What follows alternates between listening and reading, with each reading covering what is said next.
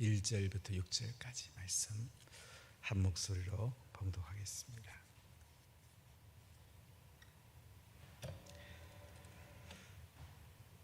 엘리후가 말을 이어 이르되 그대는 이것을 합당하게 여기느냐? 그대는 그대의 의가 하나님께로부터 왔다는 말이냐? 그대는 그것이 내게 무슨 소용이 있으며 범죄하지 않는 것이 내게 무슨 유익이 있겠느냐고 묻지만은 내가 그대와 및 그대와 함께 있는 그대의 친구들에게 대답하리라. 그들은 하늘을 우러보라. 그대보다 높이 뜬 구름을 바라보라.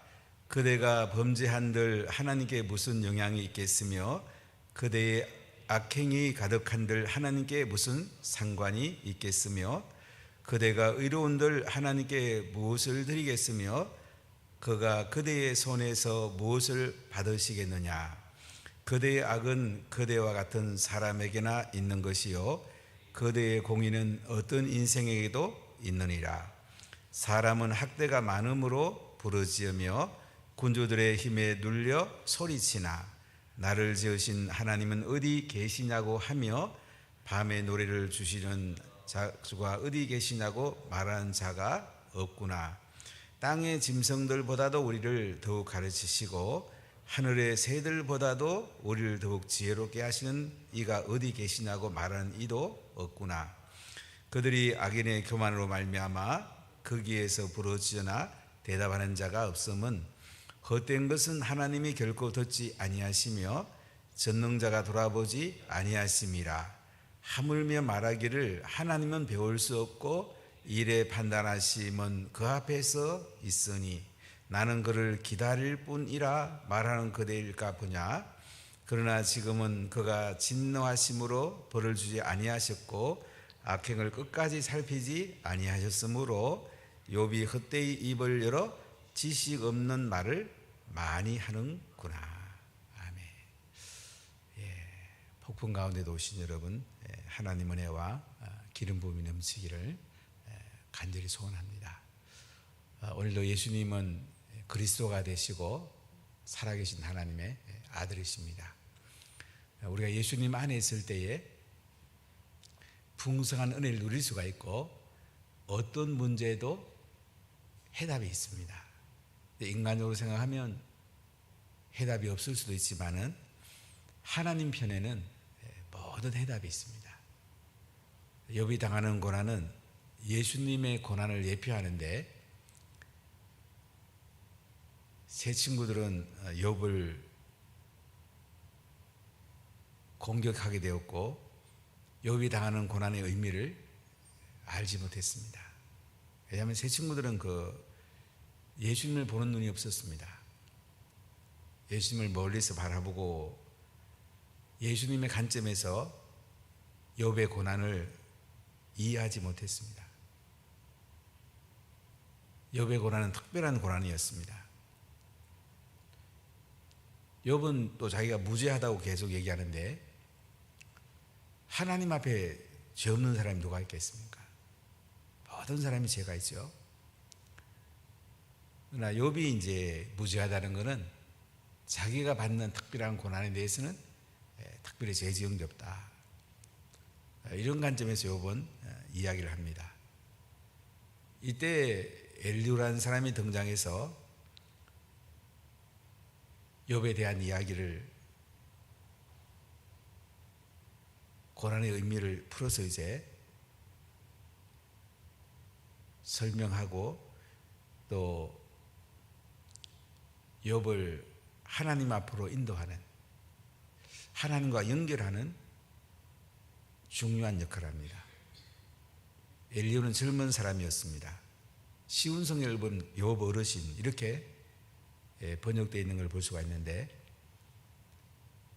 엘리후는 세례요한의 역할을 한다 이렇게 보시면 됩니다.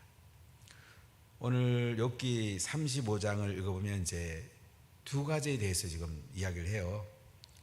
욥이 어렵다고 그러는데 하나님 앞에 서봐라. 진짜 어떻게 우리가 어렵다고 말할 수 있겠냐. 여기 한 주제고 또 한 주제는 욥이 하나님 앞에 고난에 대해서 응답이 없다고 그러는데 좀 더 기다려봐라. 하나님이 응답이 늦어질 수 있다. 이 두 가지를 오늘 엘리야가 이야기하면서 욥을 하나님 앞으로 조금씩 가까이 가게 하는 것을 볼 수가 있습니다. 우리 인생의 다른 사람에게 예수님을 소개하고 예수님께로만 인도할 수 있다면 가장 복된 인생 아니겠습니까? 전 세계가 포스트 모더니즘으로 정말로 이렇게 어려운 시기를 사는 시대, 가치관을 혼돈시키고 뒤집고 있는 시대에 우리가 복음을 명확하게 알고 이 예수님께로 사람들을 인도할 때에 소망이 있습니다. 다른 길이 없습니다. 좀 안타까운 게 우리나라 리더십, 정치나 모든 분야의 리더십들이 이 예수님을 만나고 하나님 나라 관점에서 대한민국을 인도한다면 대한민국이 얼마나 좋을까. 우리가 또 기도하고 또 다른 사람을 하나님께로 인도하고 또 대한민국이 하나님 나라가 되도록 우리가 기도하고 세워가는 것이 우리들에게 너무너무 중요합니다. 오늘 35장 1절 2절 같이 읽어보겠습니다. 엘리후가 말을 이어 이르되 그대는 이것을 합당하게 여기느냐? 그대는 그대의 의가 하나님께로부터 왔다는 말이냐? 그대는 그것이 내게 무슨 소용이 있으며 범죄하지 않는 것이 내게 무슨 유익이 있겠느냐고 묻지만은, 이제 엘리후가 계속해서 말을 이어서 합니다. 욥에게 하는 말이 그대는 이것을 합당하게 여기느냐? 그대는 그대의 의가 하나님께로부터 왔다는 말이냐? 욥이 계속 의롭다고 그러니까, 자기는 죄 지은 거 없다고 그러니까 엘리후가 하는 얘기예요. 이것을 합당하게 여기느냐? 정말로 욥은 의롭다고 말할 수 있느냐? 그 의가 하나님께로 왔다고 말할 수 있느냐? 이렇게 엘리후가 이제 욥에게 이야기합니다.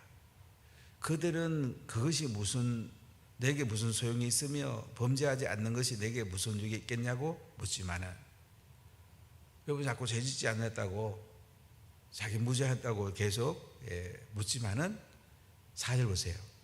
내가 그대와 및 그대와 함께 있는 그대의 친구들에게 대답하리라. 그들은 하늘 우러러 봐라. 그대보다 높이 뜬 구름을 바라보라. 그대가 범죄한들 하나님께 무슨 영향이 있겠으며 그대의 악행이 가득한들 하나님께 무슨 상관이 있겠으며 그대가 의로운들 하나님께 무엇을 드리겠으며 그가 그대의 손에서 무엇을 받으시겠느냐? 그러니까 욥은 자꾸 자기가 의롭다고 그러니까 엘리후는 그럼 그 의가 하나님께로부터 왔느냐? 아브라함이 하나님을 믿음에 하나님의 의로 여기셨잖아요. 욥은 멀리서 예수님을 바라보지만은 예수님의 깊은 은혜까지는 나가지 못했습니다. 자기 스스로 자꾸 의롭다 그러니까 엘리후 얘기는 그 의가 하나님께로부터 왔느냐? 우리가 의롭게 된 것은 예수 그리스도의 십자가의 피, 부활의 능력, 예수님이 우리 죄를 짊어지고 대신 돌아가셔서 하나님 우리를 무죄라고 선고했기 때문에 우리가 의롭게 되는 거거든요. 의가 하나님께로부터 오는 거죠. 내 스스로 의롭다고 그래도 어렵다고 말할 수가 없죠. 욥이 계속 자기는 의롭다고, 그러니까 엘리후 얘기는 그럼 하나님께로부터 의가 왔느냐? 이 질문을 지금 하고 있어요. 그러면서 하나님을 우러러 봐라. 하늘을 우러러 봐라. 높이 뜬 구름을 봐라. 우리가 범죄인들 하나님께 무슨 영향을 미치고 악행이 가득한들 하나님께 무슨 상관이 있겠느냐? 우리가 하나님께 뭐 영향을 미칠 수 있냐 그죠? 하나님 우리에게 영향을 미치는 거죠. 하나님께서 우리를 의롭게 하는 거죠. 우리가 하나님께 할 수 있는 게 뭐가 있겠냐, 그죠? 7절 다시 보시면 그대가 의로운들 하나님께 무엇을 드리겠으며 그가 그대의 손에서 무엇을 받으시겠느냐? 욥이 당신이 아무리 어렵다고 주장하지만 하나님께 뭘 드릴 수가 있고 하나님께로부터 뭘 받을 수 있어? 의는 하나님께로부터 온다는 거죠. 엘리야 이 말은 맞는 거죠. 자기 스스로 의롭다고 말할 수가 없어요. 예수님의 십자가의 은혜로 우리는 예수님이 중보자가 되심으로 하나님과 우리 관계가 열리게 되고 하나님이 우리를 무죄를 선고함으로 법정적 의거든요. 사실은 죄가 있어요. 근데 예수님이 대신 십자가에 죽으심으로 우리를 하나님이 의롭다고 칭의 의롭다고 칭한다는 거잖아요. 우리가 완전히 의로운 것은 예수님의 은혜로 되는 거죠. 참 놀라운 거죠. 그래서 우리가 이제 로마서에 칭의란 말을 써요. 칭의, 성화, 영화. 하나님이 의롭게 칭하다. 의는 하나님께로부터 온다는 거죠. 8절 읽어볼까요? 그대의 악은 그대와 같은 사람에게나 있는 것이요 그대의 공의는 어떤 인생에게도 있느니라. 무슨 말씀입니까? 우리가 아무리 의롭다 해도 공의는 하나님께로부터 온다. 하나님 우리에게 의를 준다는 얘기를 엘리야가 이제 주장하고 있습니다. 자, 오늘 두 번째 주제는 9절 읽어보겠습니다. 사람은 학대가 많음으로 부르짖으며 군주들의 힘에 눌려 소리치나 나를 지으신 하나님은 어디 계시냐고 하며 밤에 노래를 주시는 자가 어디 계시냐고 말하는 자가 없구나. 사람들이 이제 학대를 많이 받아요. 그러면 부르짖으면서 군주들의 힘에 눌려 소리친다. 많은 우리 이 땅에 보면 다양한 공격들이 있죠. 사단의 공격을 비롯해서 뭐 여러 가지 이 당시 군주의 힘에 눌리는 소리친단 말을 했는데 사람 많은 공격자들이 있습니다. 자, 10절 다시 보세요. 나를 지으신 하나님은 어디 계시냐고 하며 밤에 노래를 주시는 자가 어디 계시냐고 말하는 자가 없구나. 하나님을 찾아야 되는데 하나님을 안 찾는단 말이죠. 오늘날 시대에 보면 자기 좋은 대로 자기가 원하는 대로 교육 현장에 애들이 원하는 대로 해줘라. 학생 인권을 극대화시키라. 교육이 될 수 있겠습니까? 부모 인권, 교사 인권, 학생 인권이 조화를 이뤄야 되는데 애들이 원하는 대로 해줘라. 교육 될 수가 없죠. 하나님이 원하는 대로 해야지 진정한 교육이 되죠. 11절 보세요. 땅의 짐승들보다도 우리를 더욱 가르치시고 하늘의 새들보다도 우리를 더욱 지혜롭게 하시는 이가 어디 계시냐고 말하는 이도 없구나. 땅의 짐승들보다도 우리가 더 우리를 가르치고 하늘의 새보다도 우리를 더욱 지혜롭게 하시는 이. 하나님을 찾는 이가 지금 없다는 거예요. 하나님을 찾아야지 의롭게 되고 하나님을 찾아야지 기도의 응답이 되고 하는데 그렇지 않다는 거죠. 12절 볼까요? 그들이 악인의 교만으로 말미암아 거기에서 부르짖으나 대답하는 자가 없으면 헛된 것은 하나님이 결코 듣지 아니하시며 전능자가 돌아보지 아니하심이라. 또 부르짖는 사람이 있더라도 어때요? 악인의 교만으로 부르짖는다. 교만한 마음으로 자기 생각대로 자기 의를 위해서 자기 욕심을 위해서 부르짖는단 말이죠. 우리가 기도하면 하나님은 늘 응답하시려고 준비하고 계신데 응답 못 받는 것은 구하지 아니함이고 구해도 못 받는 것은 정력으로 쓰려고 구하기 때문에 하나님이 안 주신다고 그랬어요. 근데 세상에 많은 사람들이 교만한 마음으로 하나님께 부르짖어요. 자기 중심으로 부르짖어요. 이건 진정한 기도가 아니에요. 우리 하나님 은혜 가운데 서고 성령의 기름 부음으로, 성령께서 말할 수 없는 단식으로 하나님께 아뢰을 때에 진정한 기도가 되죠. 그래서 우리가 성령을 받아야 돼요. 성령을 받아야 됩니다. 이번에 정바울 선교사님하고 식사하면서 이런 얘기를 하시더라고요. 제가 인도 가면 저를 통역해주고 또 선교를 같이 논하는 민요셉 선교사가 있습니다. 아주 선교 행정을 많이 했고 선교 중에 아주 탁월합니다. 또 인도에서 한 2년 정도 공부하도록 우리가 또 배려도 해주고 그랬는데 이 민윤성 교사님하고 저하고 선교에 대한 이야기를 했어요. 그럼 민윤성 교사님은 선교가 뭔지 한 30년 선교 행정을 했는데도 잘 모르고 있는 그런 상황이었어요. 저도 이제 기도하고 저런 토론하다가 제가 이제 선교는 목회입니다.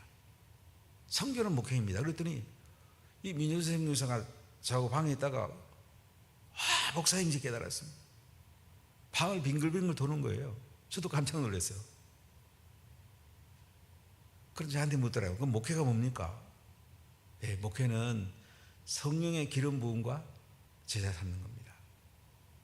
목회는 성령의 기름 부음으로 예수님을 만나고 하나님 앞에 영광스러운 예배 드리고 복음 전해서 제자 삼는 게 목회죠.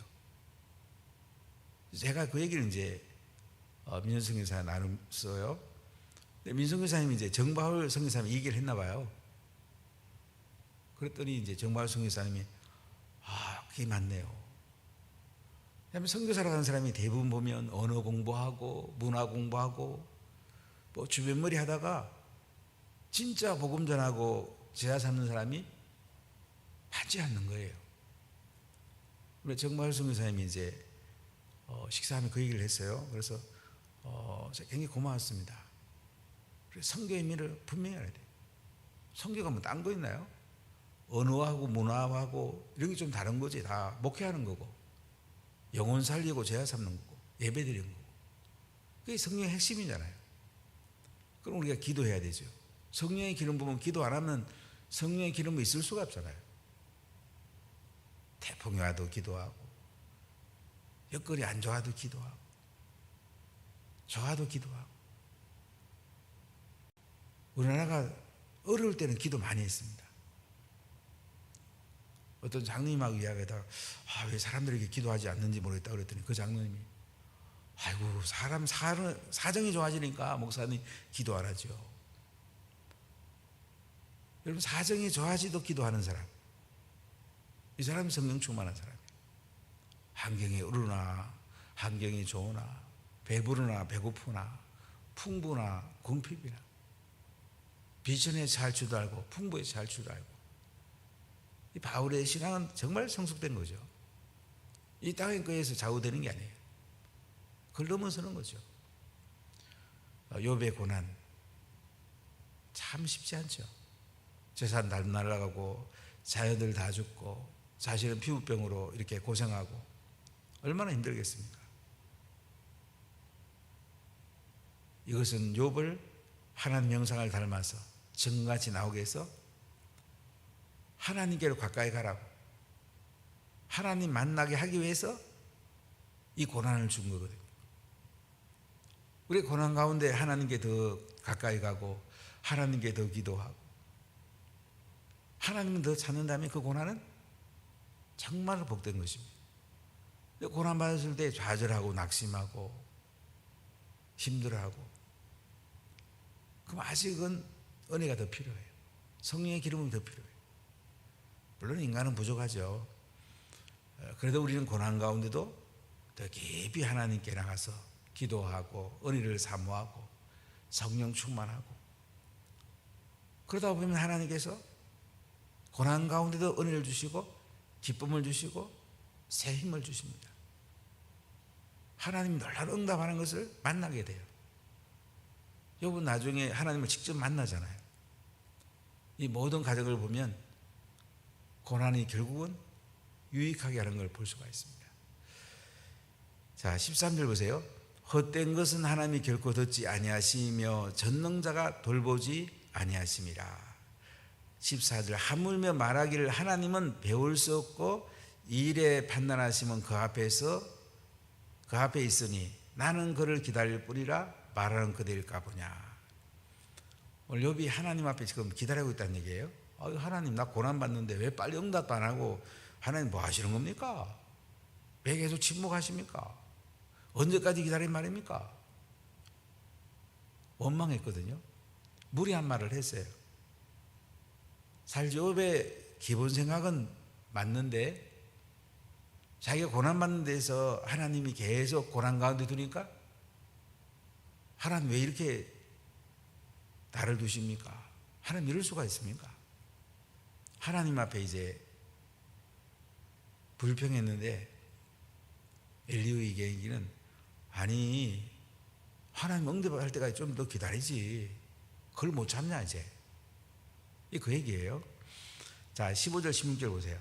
그러나 지금은 그가 진노하심으로 벌을 주지 아니하셨고 악행을 끝까지 살피지 아니하셨으므로 욥이 헛되이 입을 열어 지식 없는 말을 많이 하는구나. 아직 하나님이 응답하지 않지만은 하나님 응답하실 때가 온다. 그런데 왜 입을 열어가지고 헛되이 지식 없는 말을 많이 하냐. 좀 가만히 좀 기다리면 하나님께서 찾아오실 거야. 이렇게 엘리후가 욥에게 이야기합니다. 엘리후 참 지혜로운 사람이죠. 의로운 문제하고 기도 문제를 오늘 다루면서 엘리후는 욥을 하나님께로 이끌어가는 모습, 오늘 말씀 핵심입니다.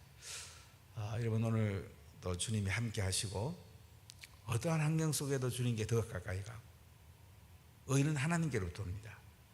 예수님의 십자가와 부활로부터 옵니다. 우리는 할 수 있는 게 아무것도 없어요. 하나님 의지해야 됩니다. 그리고 기도해야 돼요. 잠잠한 것 같지만 하나님은 반드시 응답하십니다. 길게 기다린다는 말은 더 놀랍게 응답하신다는 말이에요. 끝까지 기다리면서 또 하나님께 간절히 기도해서 또 하나님의 놀라운 역사들을 경험하고 성령의 기름 부음을 경험하고 고난 가운데도 더 하나님께 가까이 나가는 오늘 가족들이 다 되시기를 예수님 이름으로 간절히 축복합니다. 기도하겠습니다. 하나님 감사합니다.